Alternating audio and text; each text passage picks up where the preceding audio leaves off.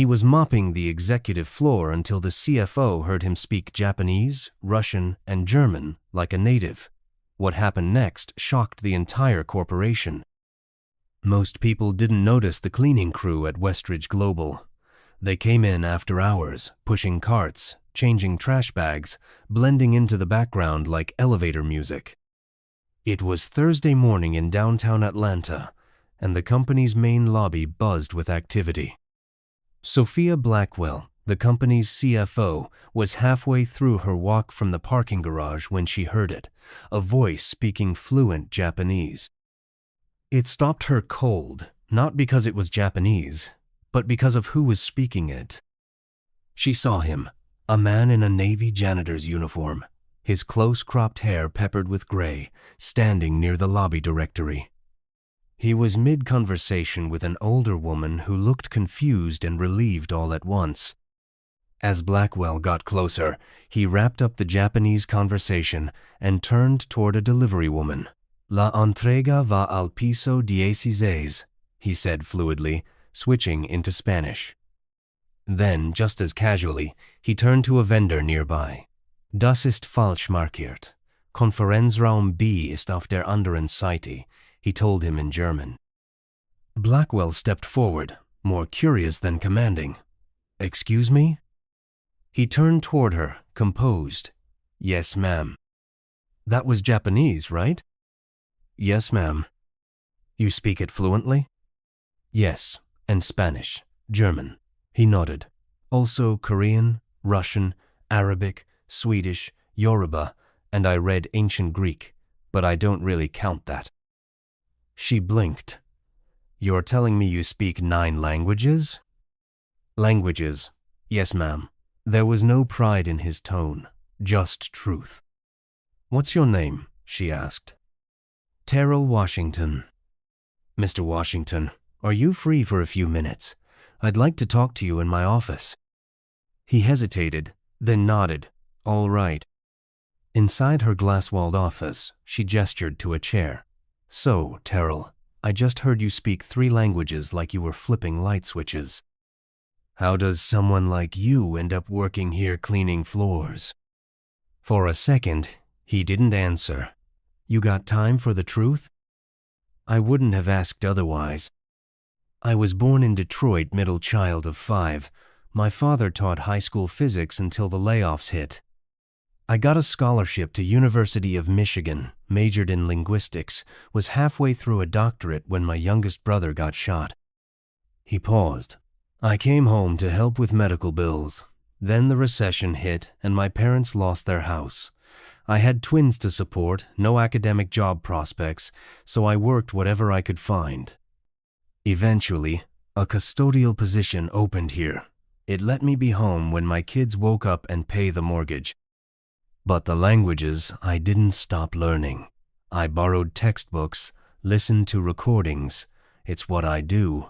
It's the only thing I do that makes me feel like I still matter. Most people never asked, he added. They saw the uniform and assumed. You ever think about doing anything else? She asked. He shrugged. Sometimes, but it's hard to dream when your mortgage is due. Around 2:15 p.m., Blackwell went down to the service level. She spotted Terrell inventorying cleaning supplies. Mind if I bother you again? There's a crisis upstairs. A group from the St. Petersburg office called early, and our translator is out sick. Can you help? Minutes later, they were in conference room 5B. 3 Russian executives sat awkwardly. Terrell stepped in and began speaking in smooth, confident Russian. Blackwell watched as the entire room shifted. He wasn't just translating, he was bridging a gap, making people feel seen. After the call, one exec said, "Your translator is exceptional. Where did you find him?" Blackwell looked at Terrell. Right here. That night, Blackwell sat in her car thinking. All this time, they've been looking outside, recruiting globally, searching for new blood. But sometimes, the gold's already in your backyard. The next morning, Terrell's badge beeped at the wrong time. His supervisor tapped him on the shoulder. "Ms. Blackwell asked to see you again." When he walked into the executive suite, Blackwell stood near the window. "I've been thinking about talent waste. How many people never get a shot, not because they're not good, but because nobody looks twice. I want to create a new position, Global Communications Director. Someone who can speak the languages, read between the lines, handle all the international touch points that we're constantly fumbling through." His mouth opened, but no sound came out. "You're qualified, probably more than most of the people in our leadership team." "Is this real?" he asked. "As real as it gets." "I don't have a doctorate." "You have something better. Lived experience, commitment, and fluency in 9 languages." "Why me?" "Because I watched you solve 3 problems in 3 languages before 9 a.m. yesterday. And because I'm tired of walking past people like you, people doing twice the work for half the credit." "You know what people are going to say?" "I don't care." He stared at her a long moment. "I've never had a corporate position, never had a title. You'll learn fast." "All right then," he said, voice firm. "Let's see what I can do." By Friday, the news had traveled faster than the elevators. Terrell Washington, the janitor from the night shift, had been promoted to an executive-level position. The gossip bounced from cubicle to conference room. Some folks were curious, some smiled and said, "Good for him." But not everyone was clapping. In the staff lounge, 2 finance analysts whispered, "I have an MBA from Wharton, and I've been waiting 3 years for a director position. This guy was emptying trash cans last week. Maybe he knows something." Or someone. "Blackwell's trying to look progressive. Check a box." Terrell felt it the second he stepped into his new office on the 15th floor. That afternoon, he met with Natasha, head of global partnerships.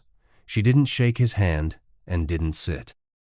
"So, you're the new communications director," she said, like it was a joke. "I've got client calls from Korea, contracts from our Dubai partners, and an entire negotiation issue in Stockholm. Think you can manage that?" He stood up. "I'll need a few hours to review, but yes." Later that night, Blackwell stopped by his office. "How's day 1?"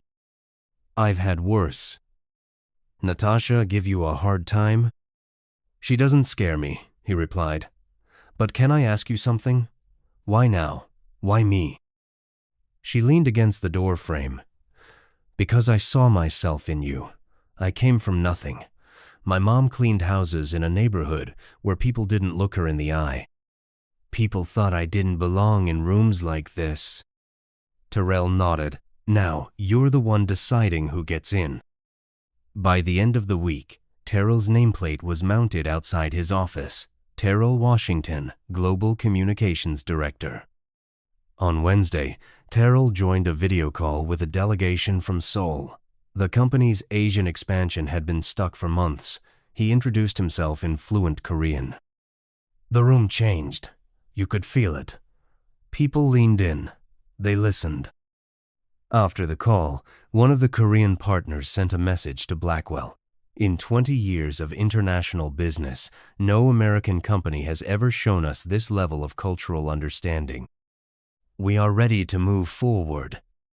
By midweek, Blackwell renamed the company's main innovation lab the Washington Innovation Center.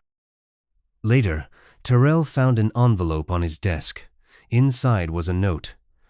"I'm the night janitor on floor 12. I speak 4 languages and have a degree in international relations from my home country. Today, I applied for the translator position in HR. Thank you for making me believe it's possible." That was the moment he realized this wasn't just a job, it was a door. But not every door stays open without a fight. Late Thursday, Terrell was called into a meeting with Richard Harrington, the CEO who'd flown in from London. "So, I've been hearing quite a bit about you. Quite the meteoric rise. It's been unexpected. You were maintaining our facilities 3 weeks ago, and now you're handling our most sensitive international communications. Yes, sir. Help me understand how someone with your background is qualified for this level of responsibility. Terrell didn't break eye contact. Because I speak the languages, I understand the cultures. I've already resolved the Korean partnership issue that's been stalled for months. I've identified translation errors in our Russian contracts that would have cost us $3.2 million in the next quarter. Harrington's smile tightened. You think this company should operate on hunches and quick fixes? No, sir. I think it should operate on results. After the meeting, Terrell sat on a bench across from the building. For so many years, he had walked past that building wearing the same uniform, wondering if anyone saw him. Now they all did, and some didn't like it. By the next morning, word of the Harrington meeting had spread, and to everyone's surprise, Terrell didn't back down. He showed up early, led a strategy session, and took a call with the Berlin office without missing a beat. That day, a note appeared on his whiteboard. We see you. In the following weeks, people started coming to him, not just for translation, but for advice and guidance. One analyst, a quiet Nigerian woman named Falami, asked him, "How did you learn all those languages?" He smiled. One word at a time, same way you will. Terrell wasn't just doing his job. He was changing the culture.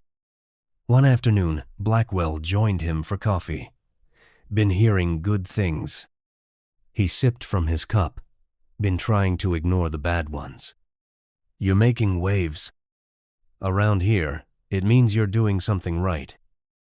I've been thinking about starting a talent identification program for internal staff, especially folks in support roles. There are probably more Terrells in this building. He nodded. There are. They just haven't been seen yet. By month's end, they launched Hidden Talent, designed to give workers across departments access to language training, leadership mentoring, and visibility. Eventually, Terrell spoke at a global business forum in Singapore. I was never just a janitor, he said. I was fluent, I was capable, I was ready, but nobody ever looked long enough to see it. So the next time you pass someone without a title, ask yourself, what are you really missing? The room stood in full applause. 3 months into his new role, Terrell discovered something shocking. While reviewing international contracts, he found a pattern of deliberate mistranslations hiding financial irregularities in the Asian markets. When he brought this to Blackwell, her face went pale. How long has this been happening? At least 5 years, he said, and it goes all the way to the top. The investigation revealed that CEO Harrington had been aware of and benefiting from these manipulations. His resistance to Terrell's appointment hadn't been about qualifications, it had been about fear of discovery. When the board forced Harrington's resignation, they asked Blackwell to step in as interim CEO.